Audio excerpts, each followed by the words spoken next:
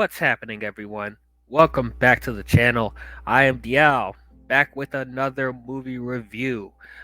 Glass Onion, a Knives Out mystery, is going to be out in theaters and on Netflix very, very soon.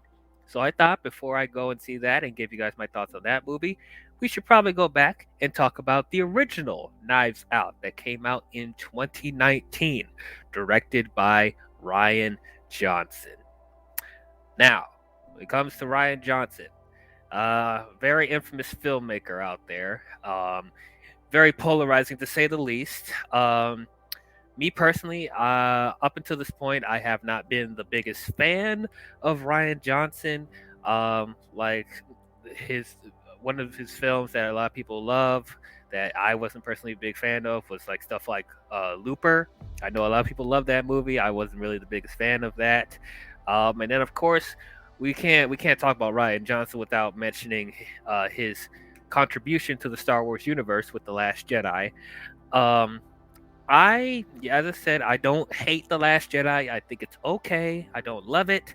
I don't think it's horrible. I'm in the middle on it. But I say Ryan Johnson's not my favorite director as of late. But I can't deny he does have talent. He does. I can't go out and say that he's a bad director. If given the right properties, if he's able to do his own thing and not, you know, not do franchises, I think he can do very good stuff. Um, and then when it came to murder mysteries in general, I would say I am not the biggest fan of those either. Not to say that the stuff that I've seen was bad. It's just when it comes to murder mysteries and detective stories or whatever, it's been hit or miss for me personally. Um, like recently, I've seen them try to revive the murder mystery movies, like with Kenneth Branagh's movies, Murder on the Orient Express and Death on the Nile, and I thought those were okay, but nothing that really changed the game when it comes to those type of films. So I didn't have a lot of expectations going into the first Knives Out, to be honest. Of course, I heard there was, a lot of positive word behind this movie, and I took that with a grain of salt because, for the most part, a lot of people love Ryan Johnson's movies. Um, I mean, other than stuff he did with Star Wars, of course, that was, that's neither here nor there. But yeah, as I said, it was an awards-winning darling, I guess. So I guess that was possibly a good sign, but as I said, I was like, I wasn't sure about it. But I was surprised with the cast that he was able to, bring to this movie. It was a very stacked cast.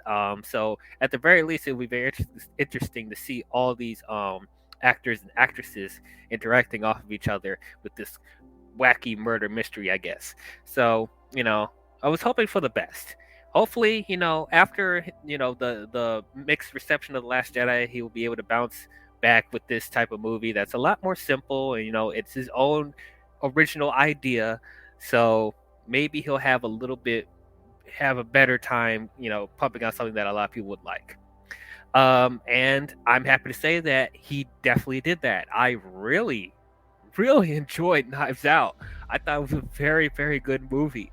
Um, wow, I didn't expect to enjoy this film as much as I did. As I said, not the biggest fan of murder mysteries in general, and Ryan Johnson has been hit or miss for me as of late. But he pumped out a very good movie, in my opinion. A very enjoyable film. One of the things I appreciate that he brought to like the murder mystery type of films is that, for the most part, when I see detective stories and investigations in like these type of movies, they always seem to bore me. They always have a consistent, like, very serious, dry tone to them. But for the most part, Knives Out wasn't really like that. I mean, of course, it took itself seriously with certain moments, but for the most part, it wasn't afraid to have fun. There was a sense of energy that I don't really see with other murder mysteries. It wasn't afraid to have a little bit of fun, be a little bit wacky.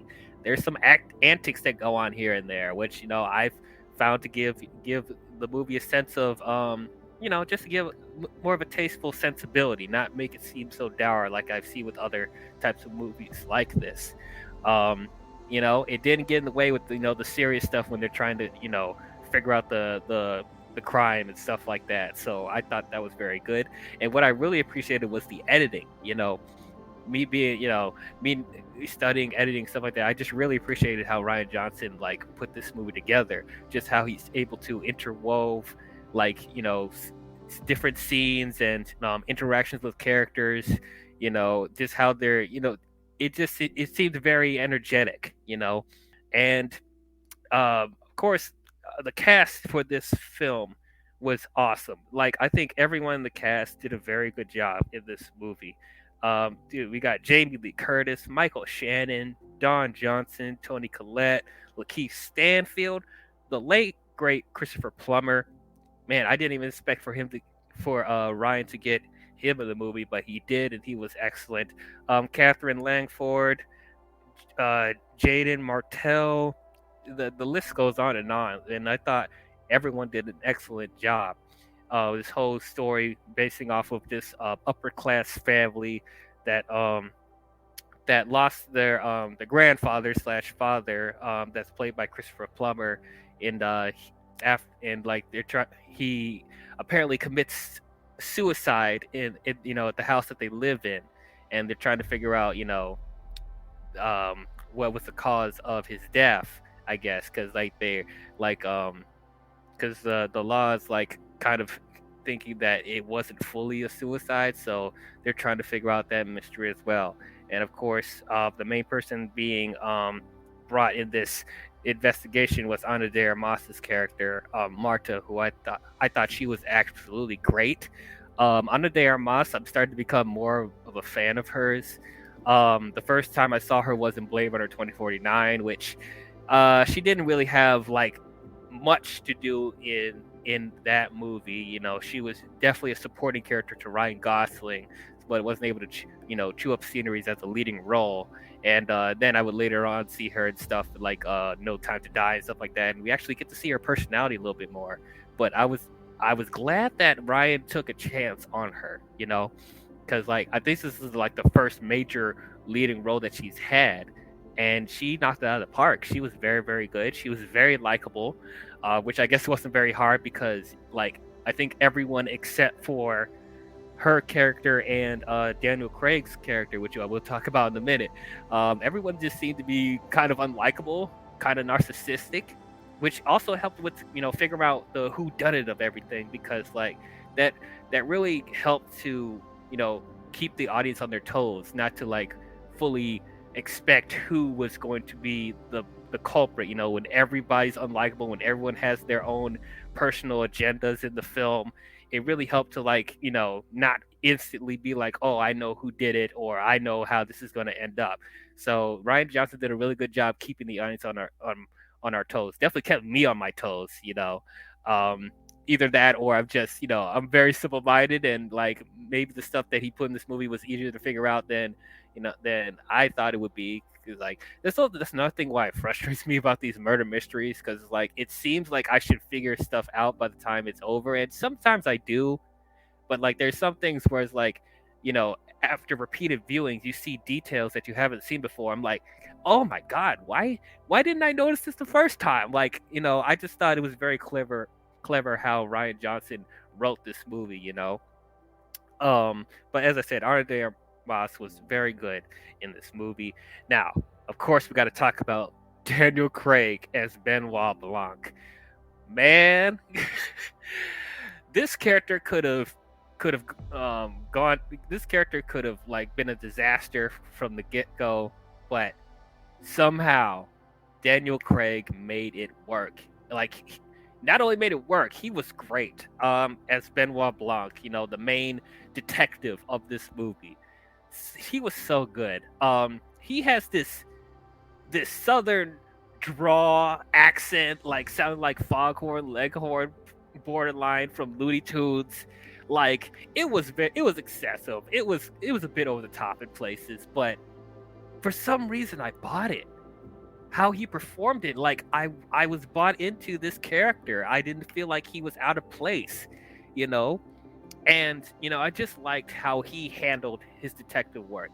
he made himself unique from other like detective characters I would see, like like Sherlock Holmes and other characters like that. Like he was able to carve out his own lane, and I really appreciate that. He was definitely probably the most interesting character of the entire movie.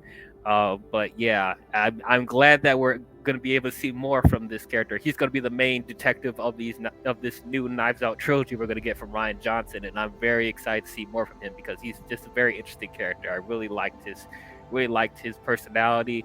I liked how he broke down the crimes. But yeah, and I love the chemistry that he has with Ana de Armas. I thought all of that was very, very good. I also want to talk about Chris Evans real quick because I also thought he was very good in the movie. Um, me seeing him from like the MCU, being used to him, playing Captain America for so many years, it was just interesting to just see him like break out of that and play more of a douchebag and an antagonist.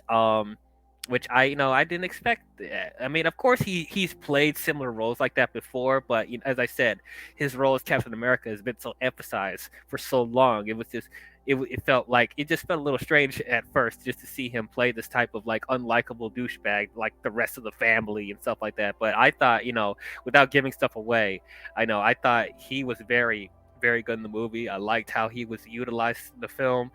But yeah, just overall the cast was great. Like Michael Shannon doing his Michael Shannon thing, General Zod. But yeah, I thought he was very good. But yeah, overall, I thought it was very, very good. And of course, Lakeith Stanfield playing the CIA or whatever they were, the FBI, whatever. He did a good job, as a supporting character. Helping out with Benoit on the case and stuff like that. But yeah, man, this is just a very fun detective story, very good murder mystery. I didn't expect to enjoy it as much as I did, but I thought it was very, very good. It definitely made me look forward to seeing what Rian Johnson was going to bring to these next two Knives Out movies that we're going to get. Didn't expect for this to be a franchise. If this was the only film that we gotten, I would be very happy about it. But I'm glad we're getting more. The cast was excellent. Ana de Armas really, proved herself as a leading role. Daniel Craig as Benoit Blanc is excellent. Yeah, I thought the overall writing of the murder mystery was great. It was very clever. It was very energetic. It was fun. It was wacky. Dude, they made me buy into a character. Whenever this person lies, this is a part of the film. Whenever somebody lies, this character throws up. And that becomes an important part of the plot. Somebody puking because they don't like lying. That sounds goofy as hell, but for some reason, they made it work in this film. This is the type of crazy stuff that we get from this movie, and I thought it was great. The cinematography was also excellent. Like the house that they're in, is practically a character in itself.